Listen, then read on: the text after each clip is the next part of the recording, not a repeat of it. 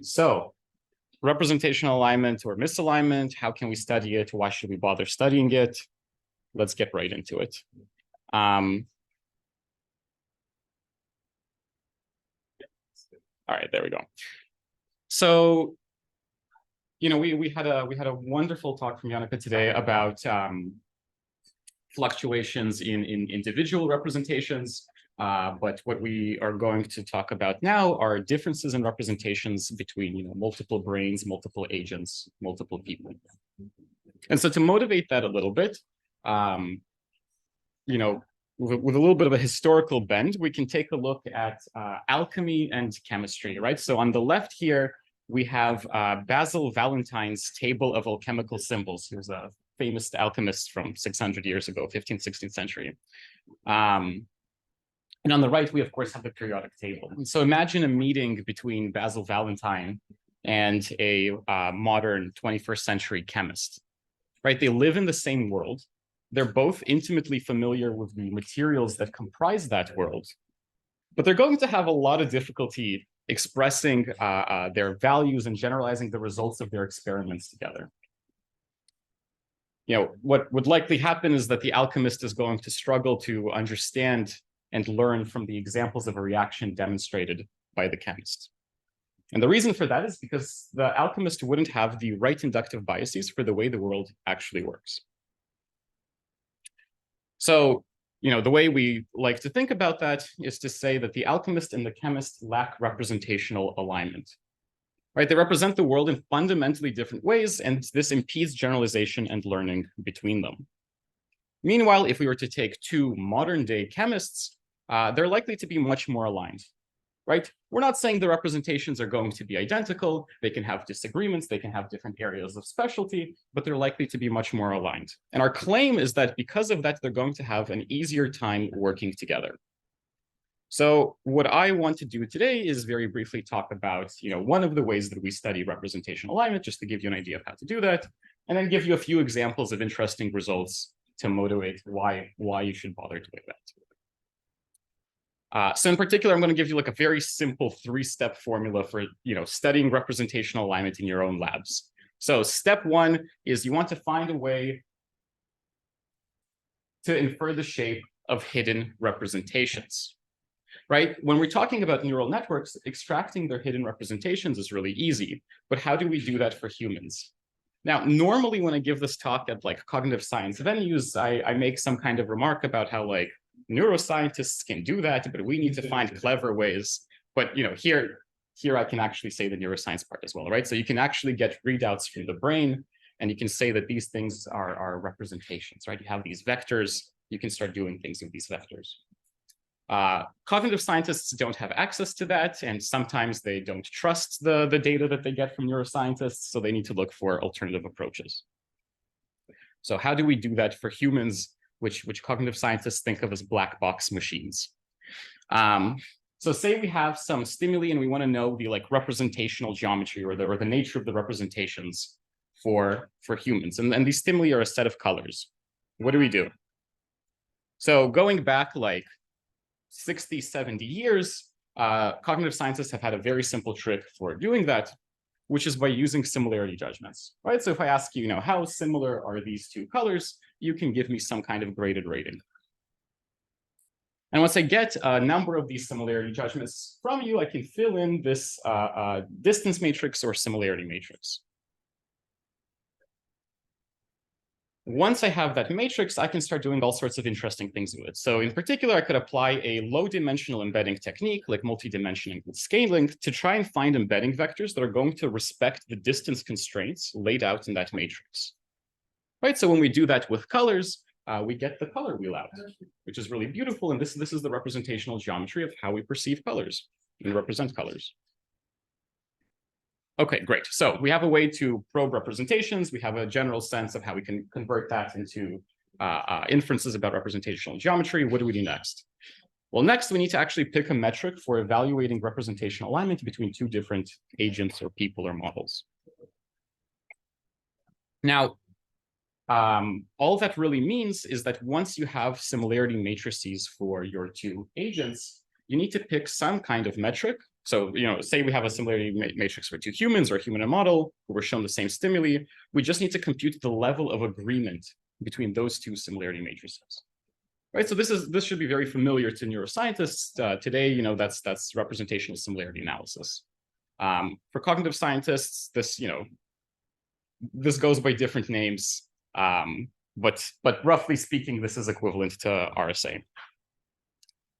Typically, we use as an alignment metric, we use some kind of measure of correlation, Pearson correlation, Spearman correlation, for Krusty's alignment, etc.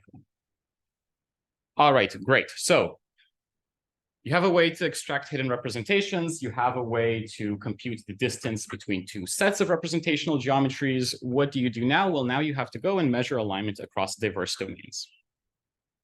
And our claim is that you should measure alignment across diverse domains because alignment is often not a homogeneous property, right? It's going to vary significantly between domains. Just because the alchemist and the chemist are misaligned on materials, maybe they're still aligned on their perception of color or perception of taste. So here's one example of how we did that. You can repeat the color experiment that we were talking about earlier with something like GPT-3, GPT-4. You can ask it to just give you similarity judgments over colors, which is kind of an interesting thing to do because it's never seen any colors. It's only heard about colors.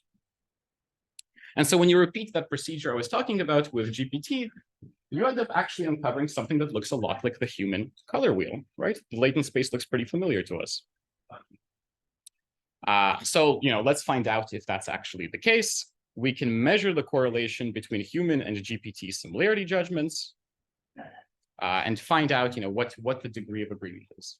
And you can repeat that across all sorts of domains, right? As we were saying. So in this particular study, we were looking at how much psychophysical knowledge can be encoded in language. And we were looking at LLMs as a proxy for sort of, the space of language. And so what we find is that, LLMs and humans have high representational alignment for psychophysical properties like pitch and loudness and colors, but then lower alignment for these other psychophysical properties. And so roughly what that should mean for you in the context of communicating with GPT is that you should trust it more when you talk to it about colors than when you're talking to it about taste. Okay. You can then repeat this kind of study with basically any type of modality, any type of stimuli. We've done it with images, audio, video, and text, to name a few. And you can start comparing humans to these various domain-specific models, right? Various deep learning models. And then you can convert all of those stimuli into text, right? Get captions out, get tags out, pass that through various text analyses methods, and compare those against the humans and the domain-specific models. So we do this with something like 600 different models across 3 domains, and we can find some interesting results there. Maybe I'll do that. Yeah. So I won't go into too much detail here. One of the really cool conclusions from the study was that actually there are different types of information captured within language and within vision. Unexpectedly, models that are jointly trained on vision and language are not the best predictors of human similarity. What you actually want to do is take a model that's been separately trained on language, another model that's separately been trained on vision, stack those 2 embeddings together, and then do whatever transformations or cosine similarity, or whatever you want, on top of those stacked ones. And roughly the reason is that when you're doing joint embedding of language and vision, you actually end up losing a lot of important representational information when you try to force them into the same representational space instead of expanding that space.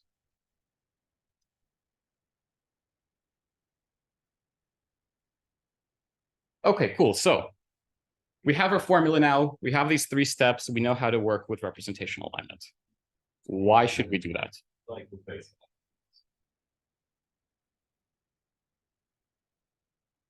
right, here's an extra version of my face.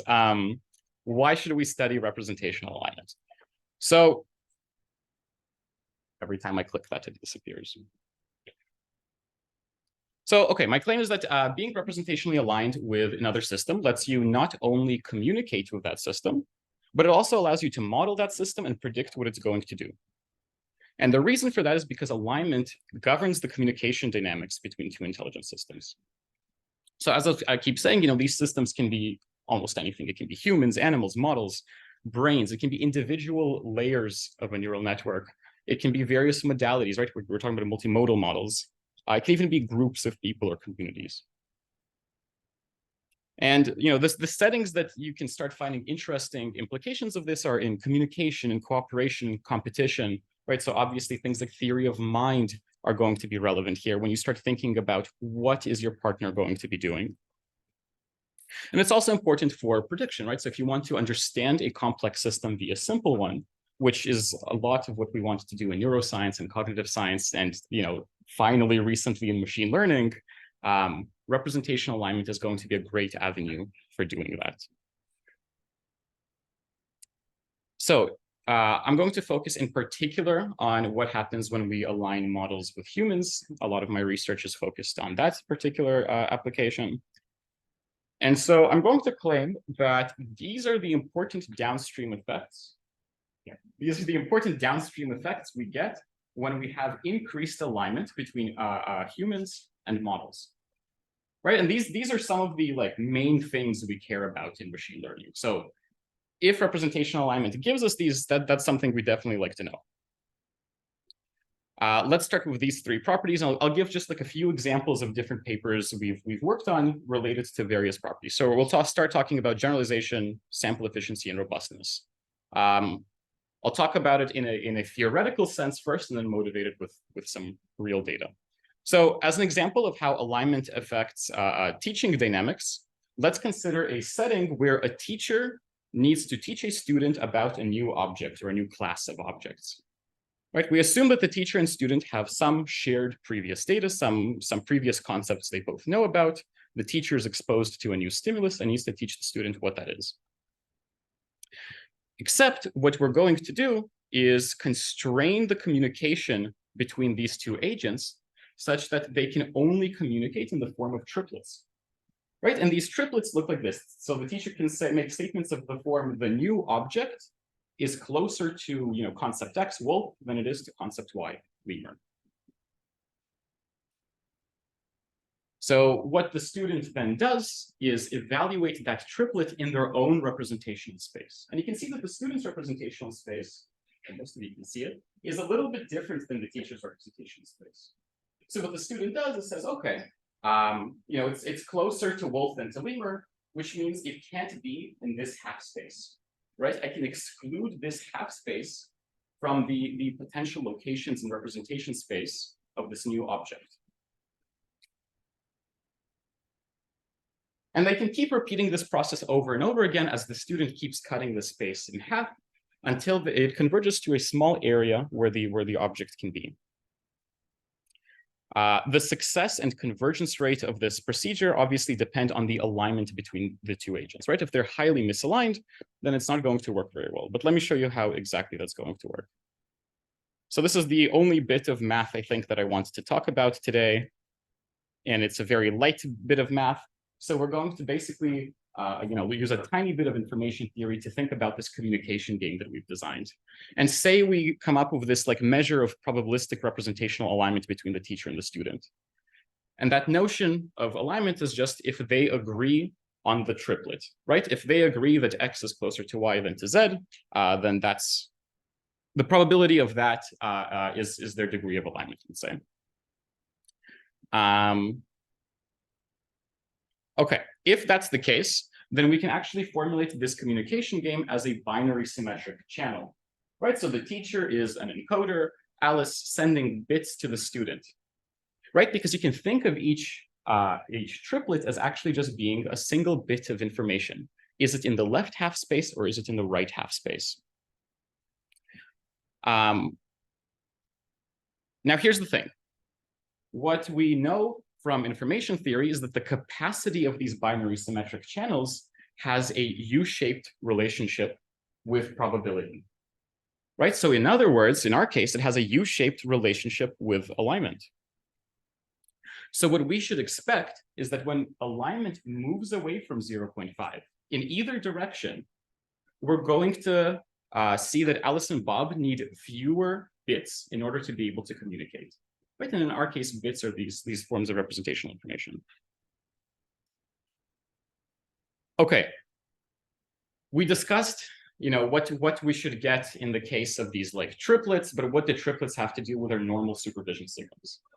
It turns out actually that if you look at our normal supervision signals of hard labels or soft labels and other various forms of labeling or annotation, it turns out that all of these labels can actually be considered as being packets containing those triplets, right? You can decompose them into statements of saying like, oh yeah, this example one image is closer to tiger than it is to zebra, right? To the abstract concept or to the prototypical example. And when you repeat it for soft labels, it's exactly the same thing. You just have more of these triplets, right? Because you can make more comparisons for every soft label that you have. All right, so if the amount of information, the amount of bits carried by each label has a U-shaped relationship with alignment, which is what we've claimed so far, then few-shot learning performance, right? When we want to train a model on very little data, given a fixed set of labels, should also have a U-shaped relationship with alignment. So we test this idea out on 500 pre-trained ImageNet models. We measure their alignment with humans, and then we do a few-shot transfer learning task of them. And this is what we get, right? It turns out that indeed, in real models, we actually find the U-shaped relationship that our theory predicts. Right, and that's very exciting because in the literature there's a lot of tension about this. So in the literature there are papers that say that like aligning representations with humans is actually good, it's going to improve performance, and then more recently there's papers that say that recent gains in performance are coming from models that are very non-human-like. Right, and so we find a way to relieve that tension by saying like, actually, there's this beautiful U-shaped relationship. You want models that are either very human-like or very non-human-like. The worst case is if you have models that are only somewhat human-like. And so we find some correlations with sample efficiency, robustness as well. Yeah. So let's say that you wanted to go into the adversarial set, not to the robustness, but to actually be adversarial. You'd be able to infer from the representation, everything in the middle of it's going to be entropy, like the right example to choose the ambiguous given the representation. Yeah. So we haven't done a lot of adversarial stuff now that we're entering that now. And the answer is that yes, you can totally attack models using that. And it actually also translates to settings like game theory, right? So if you have a game that's normally considered to be symmetric, but the people perceiving that game are representationally misaligned, all of a sudden that game becomes asymmetric. And if you have information about the type of misalignment or the nature of the misalignment of your opponent, that's going to give you a big advantage in that game. Okay, for the sake of time, I'm just going to like spotlight a couple of other fun papers that we have. So this one relates to all of the properties, and it's a robotics case study. Basically, what we say is like, say you want to teach a robot to perform certain tasks. Normally, the way people do that today via behavior cloning is called goal-conditioned behavior cloning. You give the model a goal, you give the model a demonstration, you do this like a million times, and then the model learns how to do stuff because it's learning to both encode language and to encode vision of the state. That's bad because you need so much data to make it happen. It's impossible to personalize your robots. So what we propose is that if you have a representationally aligned language module, so for example, you take GPT-4, which we've shown has a lot of alignment with humans on a lot of domains, you can use it to create beautiful state abstractions, simplified versions of the state that the robot, that the policy can then leverage, right? And it basically means that you don't have to figure out how to jointly encode, jointly align language vision and burn a lot of samples to do that. You can actually just offload that to the already aligned LLM. It works. That's what the results slides say. You can do a lot of fun things with it.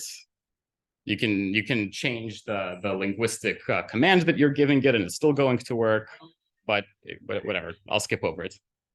it works. You can look up how well it works afterwards. Another quick project, so this one has to do with robustness, interpretability, and explainability. This is work led by a good friend of ours, Katie Collins. Basically, we can show that concept-based models that have to learn concepts as a bottleneck layer before making predictions, are actually going to fail very miserably in settings where there's human uncertainty. And it turns out that this can be remedied by aligning these CBMs, these concept-based models, with humans by directly modeling human uncertainty, by using things like soft labels or relational judgments. We've seen this example already. I'll skip through that one. And the very last one, because AI people care about this a lot recently, is that there is a link, an important link between representational alignment and value alignment. It turns out that you can set up a lot of settings where if you're not modeling the representational misalignment or the representations of the person demonstrating a task, you will have no way to understand what they value. And so we have a task that sets that up where there are these like little notches proposed by Mark Ho in his Nature paper, I believe, where if you don't realize that somebody doesn't realize the notches are a shortcut, then there is no way for you to figure out if they value the pink goal or the yellow goal higher. And so that's excellent work by led by Sunena Rain from Tom's lab. Okay, cool. So I'm going to summarize here. Basically, what we've shown is that representational alignment connects with a lot of important downstream properties. It matters to cognitive scientists. It matters to AI people. Hopefully from Iris, we're going to see why it matters to neuroscientists as well. And the overarching two takeaways, I think, from this talk are that if you want to work with representational alignment, extract the hidden representations, find a way to do that. From there, it's easy. You can measure the representational alignment fairly easily. Make sure you consider it over many different domains. It's not a homogeneous property. And finally, make sure you study the downstream properties, right? A lot of recent studies just study the representational alignment. They give you the similarity matrix, they give you the correlation, but then they forget to say, what's the point of it, right? What does it connect? What behavior does it predict? Or what downstream property does it predict? So make sure you do that. Cool. And with that, big thank you to all of my collaborators and to all of you. Thanks.